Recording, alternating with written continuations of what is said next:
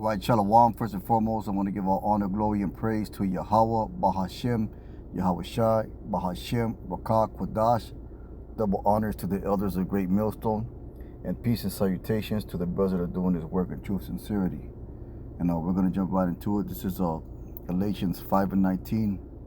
It says, "Now the works of the flesh are manifest, which are these: adultery, fornication, uncleanness, lasciviousness, idolatry, witchcraft, hatred, variance, emulations, wrath, strife, seditions, heresies, envyings, murderers, drunkenness, rebellions, and such of like, of the which I tell you before, as I told you in times past, that they which do such things shall not inherit the kingdom of Yahweh."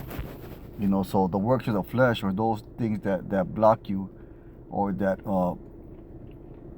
do not permit you to have access to the kingdom. It's basically the culture of the world, man. If you look at all these characteristics, or these traits of the flesh, or the works of the flesh, then you see that this is the everyday norm here in Babylon the Great, man. Adultery is the everyday norm. These women, they write, they going off. And it also speaks of, that can speak of spiritual adultery as well. We as a people have committed adultery against the Most High, man, in the serving of these other philosophies and gods. Fornication, uncleanness, lasciviousness, which basically, it goes into wicked living, man. Hedonism, always bring that up, man. This is hedonism, which are works of the flesh. The living for pleasure, the living for your self pleasure, for your whatever feels good to you, or whatever makes you feel good about yourself. Idolatry, witchcraft, hatred, variance, because Jake doesn't want to listen to the Most High, man. He wants to seek out other avenues of power and so-called power and spirituality and things of that nature, man.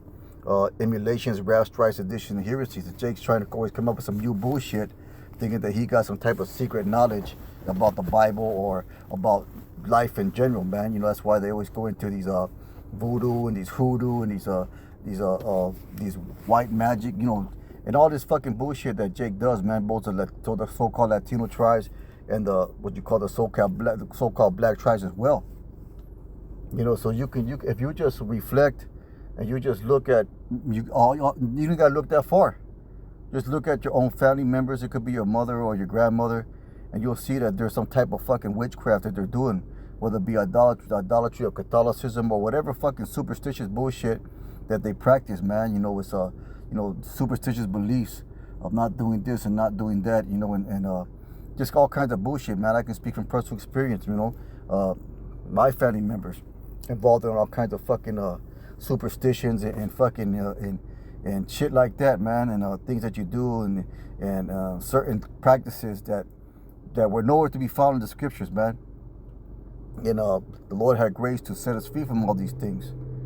It says envying, murders, drunkenness, rebellions, and that's a nigger spit culture right there. That's so-called hood culture. Envying, murder, drunkenness, rebellions. Rebellions are what, man? Let's go ahead and get that for that word, rebellions. That's just going out. That's what Jake does. But Jake likes to revel, going out and have a fucking good old time, man. Let's go ahead and get that rebellions. The Apostle Gabar brought this on a lesson, a long time ago.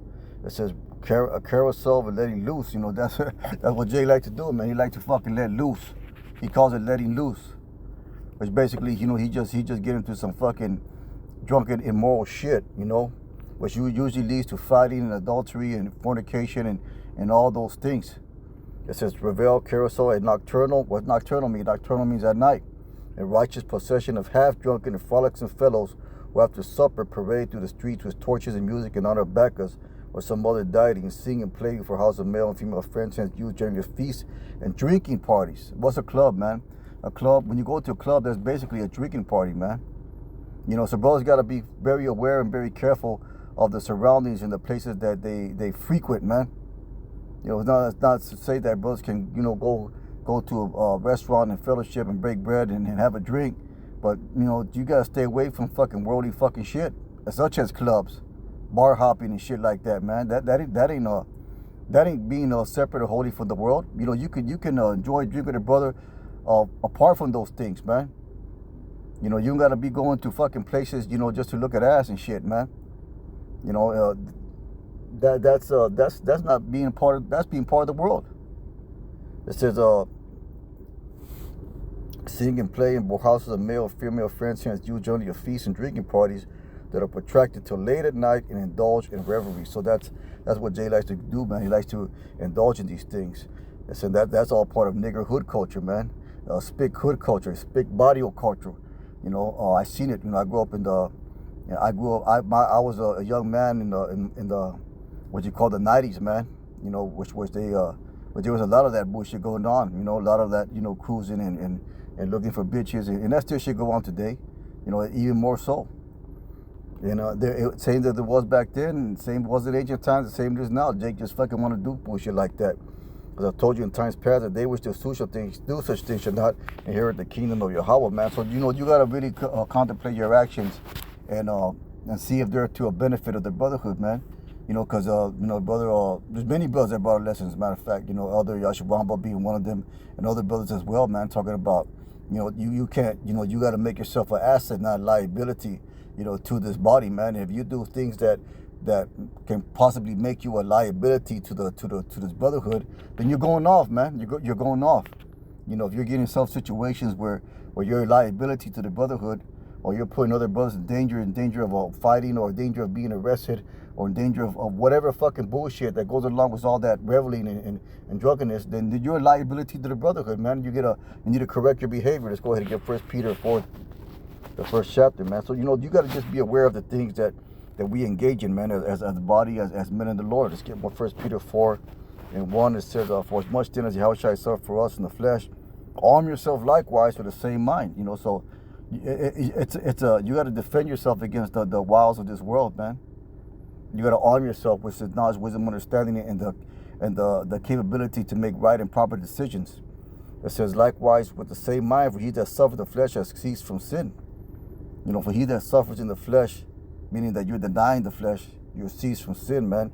That he no longer should live the rest of his time in the flesh in the lusts of men. And, you know, those lusts of men were spoken about in the Galatians, the 5th chapter that we just read. But the will of the Most High, and the will of the Most High is for you to just be a fucking righteous man of the Lord, because righteousness is the new power move, man.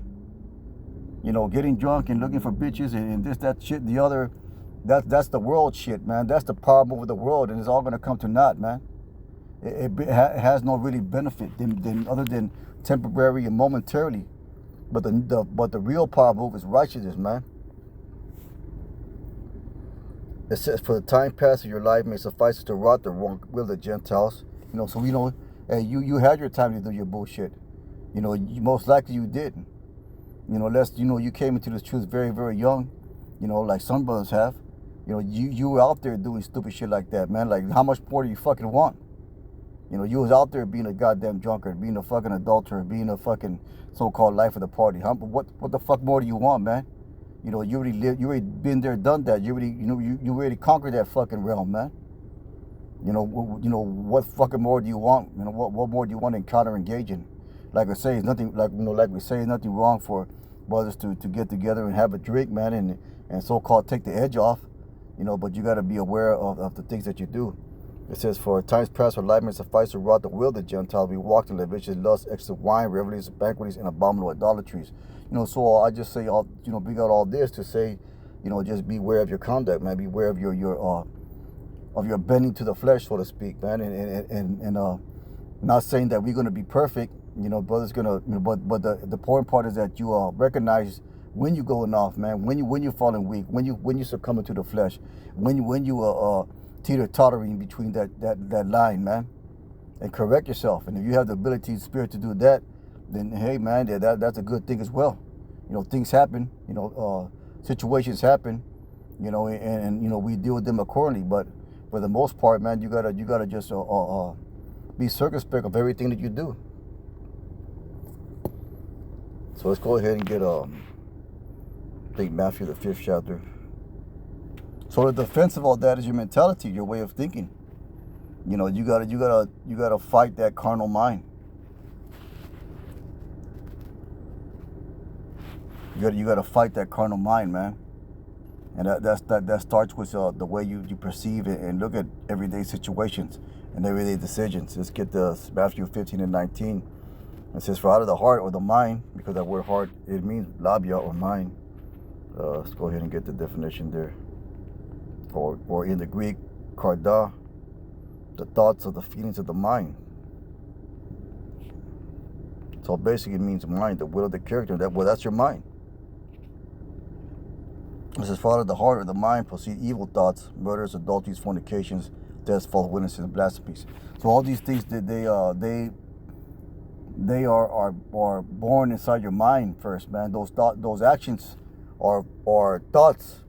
They originate as thoughts first. So if and that's a discipline that you really got to work on. If you have the ability to control your thoughts, then you have the ability to control your actions. If you have the ability to think in a certain way, then you're not going to make mistakes, man. You're not going to make as much mistakes. If you have the ability to really think things out through in every situation and really use the knowledge, wisdom, understanding that the Lord has given us, you're